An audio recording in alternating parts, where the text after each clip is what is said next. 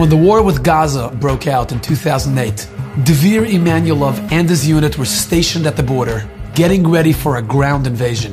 Like every good Jewish mother, Mrs. Dalia Emanuelov was extremely concerned about the safety of her son. She made Dvir promise that he will text her before he goes into Gaza. אמרתי לו, דביר, אם אתה נכנס לעזה, אני חייבת לדעת מזה. תסמס לי את המילים, אני שומר על עצמי. זה יהיה הסימן בינינו שאתה בעזה. 9:59 p.m. on a Motzei Shabbos, she received his text. אני רואה הודעה מדביר, באלה המילים. לאמא שהכי יקרה לי בעולם, אוהב אותך, אשמור על עצמי, תשמרו אתם על עצמכם. ואני הבנתי, דביר נכנס לעזה. Sadly, that was the last time Mrs. Emanuelov heard from her son. סמל ראשון, דביר עמנואלוב מגבעת זאב, הוא ההרוג הראשון של מבצע עופרת יצוקה.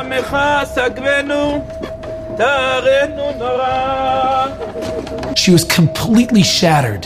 She couldn't believe that she lost her son so soon after losing her husband. הרגשתי שקיבלתי סטירת לחי תוך פחות מ3 שנים, סטירת לחי נוספת. התחילה השבעה, ואני כמו איזה זומבי, מרחפת, שום דבר לא מרגישה. אני מאוד כועסת, לא מברכת, לא מתפללת. A few months later, it was Dvir's birthday, and Mrs. Emanuelov was coming back from an emotional visit at Dvir's kever on Har Herzl. When she walked into her home, she was overcome with this deep sense of loneliness. אני מסתובבת בין קירות הבית, והבית ריק, ממש ריק. ואני מרגישה כאילו הקירות צורכים את הריקנות. בעלי לא פה, דביר לא פה, הבנות שתהיינה בריאות גם לא פה, אז אני לבד בבית. She sat down in a chair and burst into tears. And for the first time since Dvir was killed, she started talking to Hashem. אמרתי לו, מה זה? למה? עשיתי משהו לא טוב? אם עשיתי משהו רע, אני צריכה לדעת. ואז החלטתי שאני דורשת. אני רוצה סימן שאני במציאות. אם זה חלום, זה חלום רע.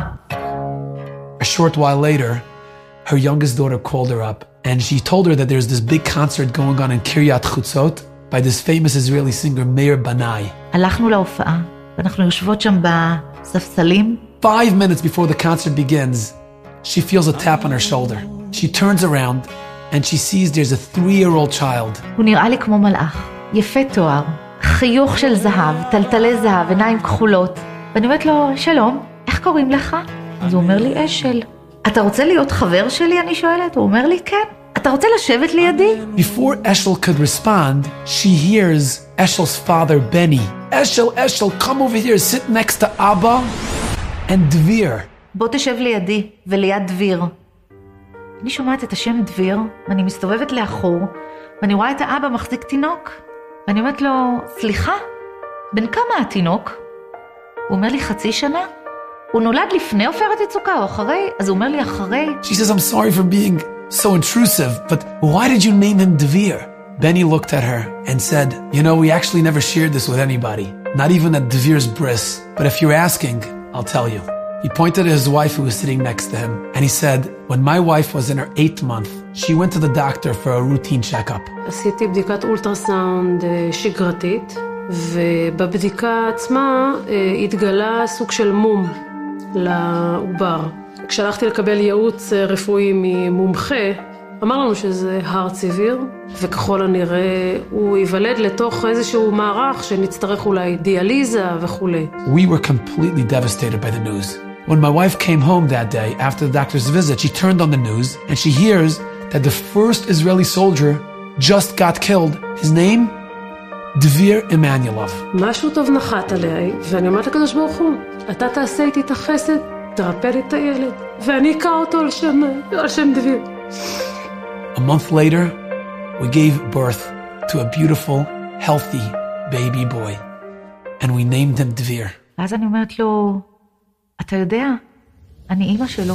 צריך להבין שהפסטיבל עצמו זה 8,000 איש, זה 8,000 כיסאות, זה חושך. מה הסיכוי שאישה מגבעת זאב ואישה מירושלים ישבו שורה תחת שורה, נפלנו אישה על רעותה, ממש ככה, אנחנו התחבקנו והתנשקנו. היא אומרת לי, דביר שולח לך חיבוק גדול דרכנו. אני שומעת את המילים האלה, אני הבנתי, אני ידעתי, ואני קיבלתי תשובה ישירה. You know, we all have times in our lives when we feel abandoned and alone. We feel like there's nobody really listening up there. There's nobody watching over us up there. It's in times like these that we have to commit to turn to Hashem and connect to Hashem and talk to Hashem in your own language. It doesn't matter where. While you're driving to work, washing dishes or folding laundry, Hashem wants us to ask Him to help us feel His presence in our lives. Try it. The results can be surprising.